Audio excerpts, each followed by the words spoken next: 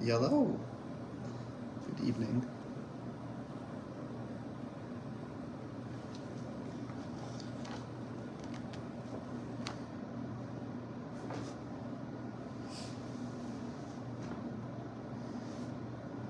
I mean, you could talk.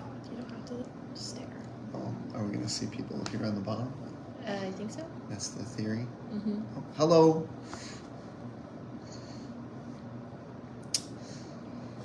We're just going to wait a few more minutes while everyone gets logged on. Yes, indeed.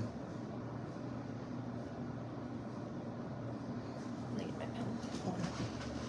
I think we'll probably start about 8:05. Give people plenty of opportunity.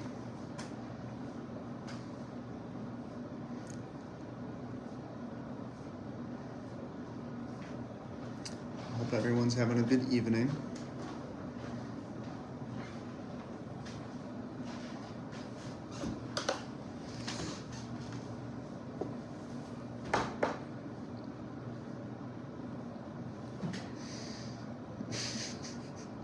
I'm nervous because I've never done a live stream. She's got a background in social media.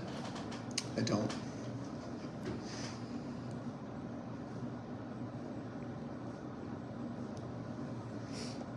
Sweet. Getting plenty of people on. Yep, we'll just wait for a few more minutes. Awesome. And we are seeing everybody's comments come on in. So, hello to everybody.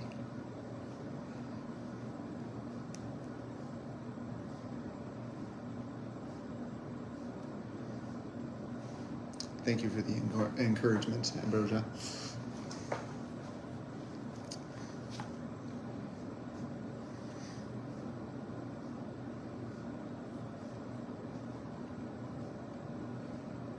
Alright, you want to go ahead and get started? Yeah. So we did our devotions separately. So we're going to kind of start with me, jump on over to Bree, and then I'll close this out in prayer. But real quick introduction. My name's Gavin. This is my wife, Bree. We're the Ullmans. We've been attending CAG for about a year now, so we've met a good number of you. We're excited to be leading you guys this evening. Our verse for day 13 is Psalms 25:13. Reads, his soul shall abide in well-being, and his offspring shall inherit the land. So the observations that I had for this, just going off the SOAP template, was it's kind of a two-part verse. It's got a promise, it's got a promise of security for the present, in that abiding in well-being, and it's got a promise of inheritance for the future. And we're fairly young parents. We've got a 4 and a 2-year-old, and living in a very dark world. Where, I work as a first responder, and I see a lot of hard things to see, and it does scare me to be bringing our kids up into that. But this promise for the future gives me hope for our kids, because they're heirs. They're heirs in God's kingdom, and he promises that they'll inherit the land, and then they get to move into this security of well-being. So it changes that fear for our children and this young generation coming up into hope. When they move into that inheritance and they get to live in that security and that well-being, now they're, instead of being burdened by the world, they get to be a light unto the world. And so that was really my big observation in the application for this this verse for me. It really encouraged me just to know that my children, as they grow up, have an opportunity to live in that inheritance. Yep, and then my devotion kind of took it more in the historical context portion. So my Bible explains it as they will spend their days in prosperity. And my little footnotes that said that David probably wrote this psalm during Absalom's rebellion, which is his son. So to me, that was kind of not just a declaration of what he's seen, but also a written hope for his future and his kid's future as he's going through what a tough situation, really, while having your son rebel against you.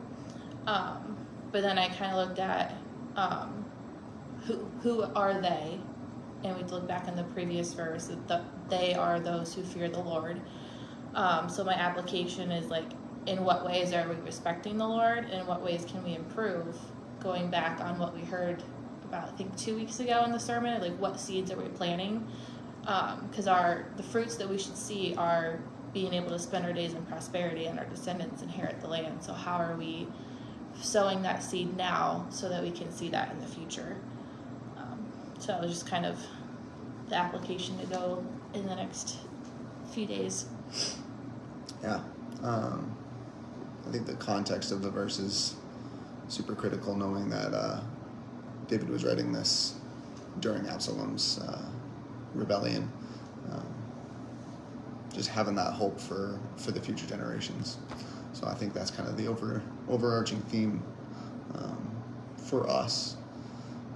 So we know this church and this community does do an excellent job feeding into and coaching its younger generation and ensuring they have a good, strong foundation of faith. And we're very grateful for that. So we're just going to close out here in prayer. I realize this was a good bit shorter than previous devotions were, but We hope it was beneficial. yes. All right. So Lord, thank you for your promises. Thank you for your guidance. Thank you for your security. We're so grateful for your kingdom and knowing that in you we are secure. We do have our well-being, our prosperity. Even in dark times, you provide for us and you ensure that we are well taken care of.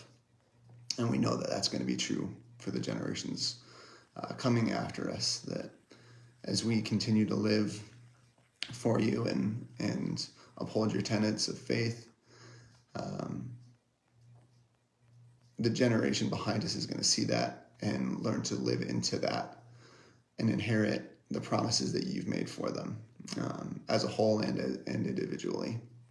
So God, we're just so thankful for you and your promises. Pray that you would continue to speak to us and guide us as we live each day. Live each day just trying to continue to stay within you and within your word. That's about it. All right. Well, I think that's about it. Does anybody have anything in the comments? I've been trying to keep up and failing miserably.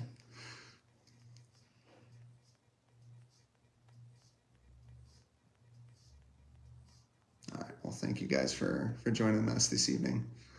We'll let you go, and I hope you are encouraged for your next day. All right. Have a good evening.